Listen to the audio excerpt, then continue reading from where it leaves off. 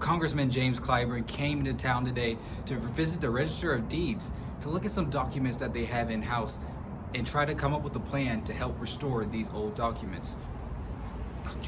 Congressman Clyburn did tell me why he felt it was important to keep these documents restored.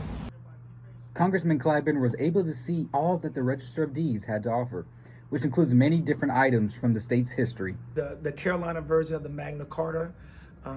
We also have maps from the Mills maps that were done all across the state of South Carolina. Register of Deeds Michael Miller and Congressman Clyburn told me why they felt this restoration project is important. I think we need to make sure once we find out what we have to preserve those. It's one thing to scan it and to make it accessible electronically via the email or through the internet, but it's another thing to preserve the physical document itself.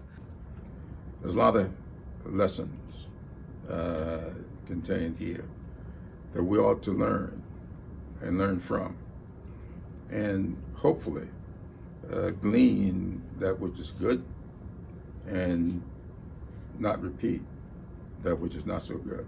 As far as the next steps, my budget comes from the county, so I've already reached out to the county council asking them for the resources necessary to preserve what we have. But one thing for sure, I'm going to be involved with Michael in trying to do what's best for this project.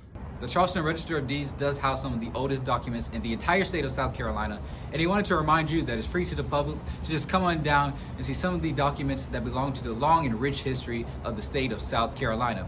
For more on Congressman Clyburn's visit to the Register of Deeds and what this means for restoring these documents in the future, go to our website, counton2.com.